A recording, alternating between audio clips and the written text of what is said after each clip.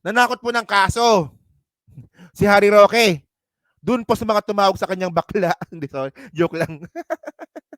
Hindi ito alam nyo naman, no, sa matagal na po naka-follow sa akin, yung, yung issue na bakla si Harry Roque, di ba, na-content po natin yan.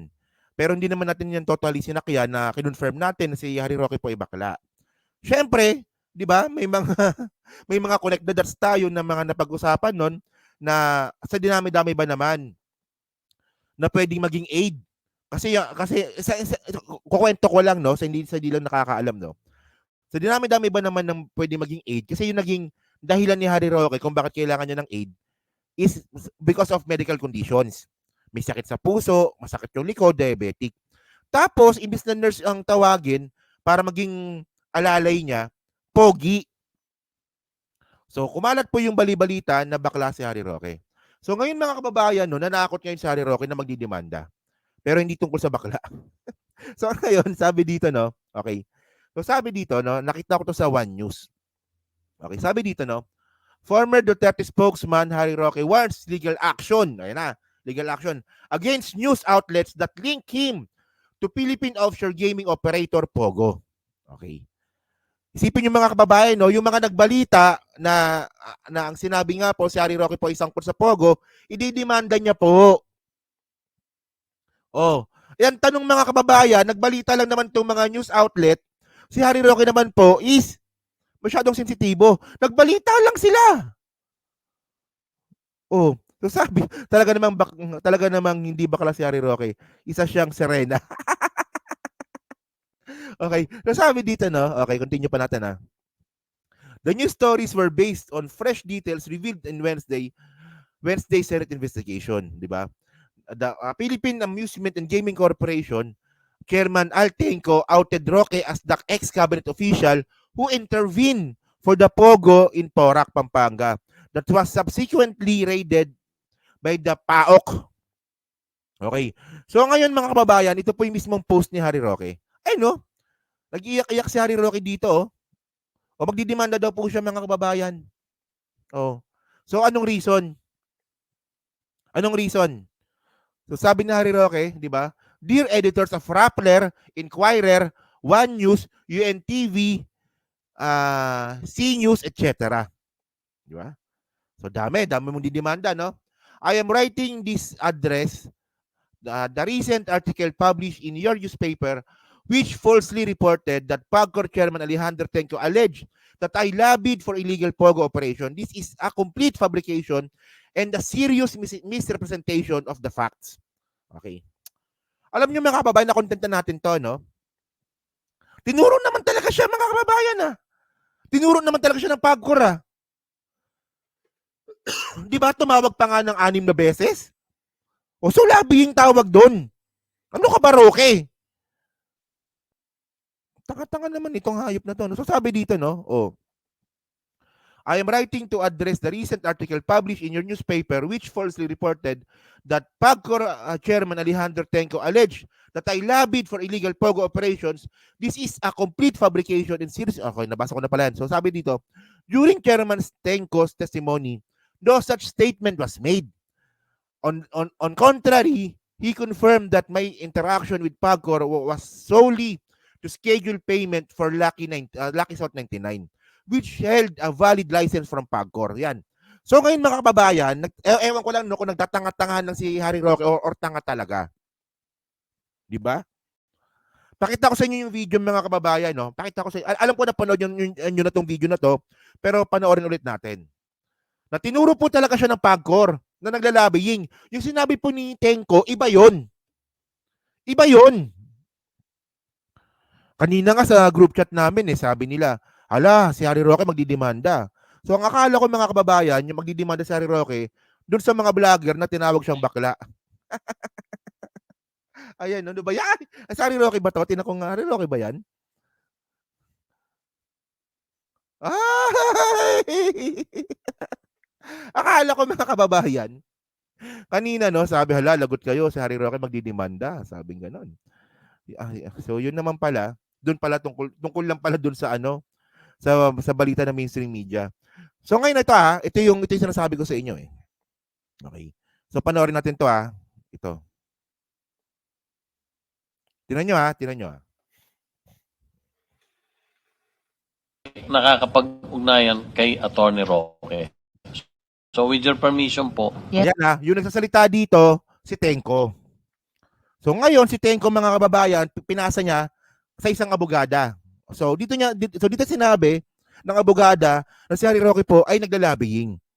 So wala mga kababayan, palpak tong threat ni Harry Roque. Ito, pakinggan nyo to. Salamat, Chair. So, Attorney Jessa, ilang beses kayo tinawagan ni dating Secretary Roque or ilang beses po siya kumausap pa sa inyo pagkatapos ng pulong noong July 2023? Ma'am, sa pagkakatrace ko po, 5 times po siya tumawag. Nagtatanong lang naman po siya kung ano po yung mga lacking documents na kailangan pang i-comply. Then sinendan ko po siya ng listahan kung ano pa po yung kailangan nilang i-comply at nag-reply po siya doon ng salamat. And then isang beses din po, nag-message po siya na ini-inform lang po ako na nag-retain po sila ng lawyer for the AMLAC filing at it will be filed in 3 weeks latest. Thanks and FYI. Then, 2 beses po na tawag niya, hindi ko po nasagot dahil po meron po akong meeting. And then, isang beses po ay nag-follow up po ulit siya kung ano po yung status ng application nila ng Lucky South. Yun lang. So, lahat-lahat po, Attorney Jessa, may isang text si dating Sec Roque, may 5 tawag na nakapag-usap kayo, plus 2 tawag na hindi nyo nasagot yung tawag nila, plus isang follow-up pa. So, lahat-lahat, 9 beses siya, si dating Sec Roque, nag-follow up sa inyo. 6 lang po, ma'am. Bali, 3 nasagot, 2 hindi po nasagot. And then, nung May 14, 2024 po, in-inform ko po siya ng decision po namin na i-deny yung application ng Lucky South because nakakita na po talaga kami ng reason para po hindi na po talaga sila bigyan ng lisensya at that time. Salamat po. So, 6 in total yung pag-follow. O, di ba? So, anong tinatanggi dito? Kasi mga kababayan, kita nyo kung paano manloko si Harry Roque, no? So, doon siya nakafocus kasi sa sinabi ni Tenko. Hindi dito sa sinabi po ng babae. So, malinaw naman mga kababayan na lobbying po yung ginawa po talaga ni Harry Roque dito. Kasi syempre, isipin mo abogado ng Pogo, diba? Si Harry Roque, kasi nakalagay nga doon yung pangalan niya eh. Diba sa organization chart? Oh, tapos syempre, pag naglalobbying ka po talaga, gagamit ka ng impluwensya. Oh. So, ayun ang point, di ba? So, ngayon mga kababayan, no, so ang tanong dito, okay, pupunta ba si Harry Roque? Ayun ang malaking tanong dito. Okay. So, actually mga kababayan, no, meron there sa kanya, pangalan nito, si Senate President. Okay? Sabi ni Senate President dito, no, okay, ayan ni Kiss. Sabi dito, no, Escudero to Roque, attend Senate probe to answer allegations. So, hindi ba kayo excited dito mga kababayan? Kasi Harry Roque po ay pupunta sa Senado at mag-aharap sila ni Risa Hontiveros. Alam niyo kung nung nakakatawa dito, no?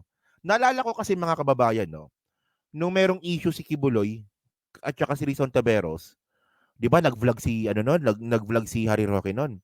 Yung tawag ni Harry Roque kay Hontiveros, Hontivirus. Sabi niya, "Hoy, Hontivirus." 'Di ba ganun magsalita 'yun, 'di ba? "Hoy, Hontivirus." Sabi niya ganun. Tapos ngayon, nung nadawit na po yung pangalan ni Roque sa Pogo, hindi na po Hontivirus tawag niya kay Riza. Senador Hontiveros na. Bait. Bait, no? So ngayon, ito pa, no? Okay. Sabi dito, continue natin na. Okay. Oh, Escudero to Roque attend Senate probe to answer allegations, di ba? Senate President Francis Kiss Escudero is hoping that former presidential spokesperson Harry Roque will attend the continuation of the Senate probe into the raided Pogo Hub in Porac, Pampanga, to respond to serious allegations against him. Di ba? Tama naman to. Di ba? So ngayon, sabi dito ni Kiss Escudero, di ba? I hope Secretary Roque will make use of this opportunity. So ngayon mga kababayan, oportunidad naman po talaga ito na marinig po natin yung pahayag or yung kasi actually mga kababayan, di ba? Nasabi na po ni Harry Roque yung ano niya yung pag-debunk niya doon sa content niya, ay doon sa ano sa vlog niya. Pero mga ka-streetwise do, ang pagkakaiba kasi nito, yung mga sinabi po ni Harry Roque sa vlog niya na pagtanggi dito nga po sa abogado po siya ng Pogo is pwedeng questionin ng mga senador. So ayun po yung pagkakaiba nun. 'Di ba? Kasi doon sa vlog ni Harry Roque, magaling siya mag-twist. Ang galing niya talaga magpaikot. So ngayon mga kababayan, kung si Harry Roque po ay pupunta po sa Senado, yung mga style ni Harry Roque na paikot-ikot na ganyan, yung mga paikot-ikot, maka-question po siya doon. Ang dami pong question na kailangan sagutin ni Harry Roque. So kasi na-content ko na kasi ito kasi ang pinaka tanong kasi natin dito, tinatanggi ni Harry Roque na siya po ay abogado ng Lucky South 99, pero andun yung pangalan niya sa organization chart na pinasa nila para mag-apply po ng renewal ng ng renewal po ng permit. And then mga kababayan, same Pogo company, Lucky South 99, si Harry Roque din po yung naglalobbying kung kailan po papasok or maaprubahan yung permit. So ang tanong kasi dito mga kababayan, kung sinasabi ni Harry Roque na hindi siya naglalobbying at yung pangalan niya doon sa organization chart ay hindi niya alam kung bakit nandun. So ang tanong dito, bakit ka nagpa-follow up? 'Di ba? Isipin mo nag-follow up ka ng isang kumpanya na hindi mo man lang chinek kung ano yung mga nakalagay na dokumento doon, na nakalagay yung pangalan mo doon. Para naman napaka-BS naman nun. At malamang matatanong siya doon. Magfa-follow up ka.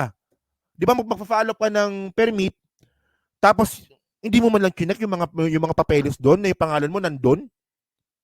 Tapos sasabihin mo ngayon, wala akong alam diyan. So i-demanda mo yung naglagay sa inyo ng pangalan doon. Oh. So ngayon mga kababayan, sumagot si Roque.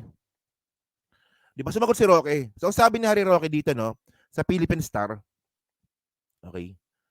Ito Ito ngayon lang din 'to. Oh, sabi dito, Roque ready to face Senate inquiry on Pogos.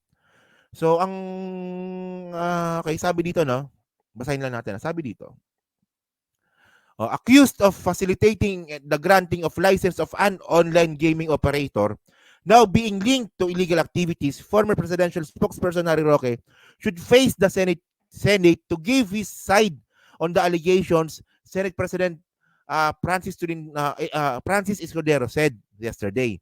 Tapos sabi dito in a text message to the Star, Roque said, I will be there at the hearing. O, di ba?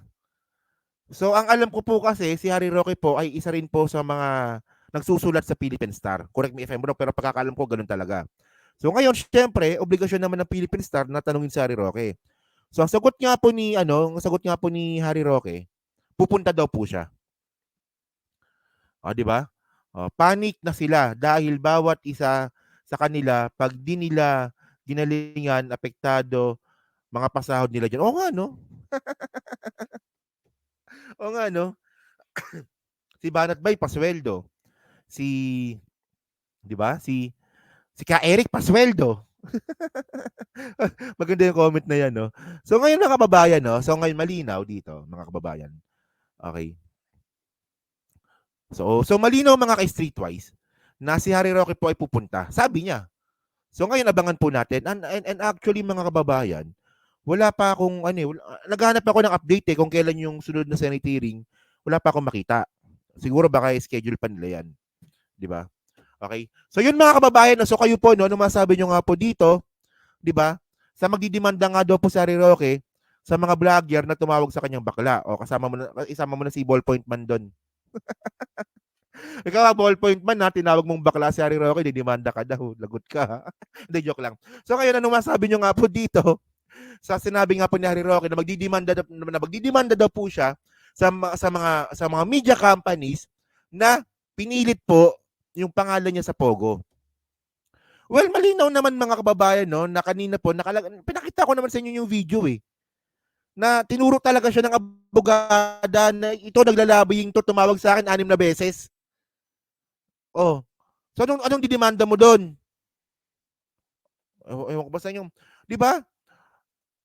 Alam nyo, no, bago tayo magtapos sa topic na to, no, di Campanilla po na abogado si Harry Roque. Di ba? Si Harry Roque po, di Campanilyang abogado po yan dati. Dati. Pero ngayon, laughing stock na lang po siya ngayon. Isipin mo, human rights lawyer, tapos human rights lawyer sumusuporta ka sa rapist. Di ba? So yun mga babae, so pag-comment lang po sa baba, binabasa ko pong lahat yan. So maraming salamat sa inyong lahat, and then next topic po tayo.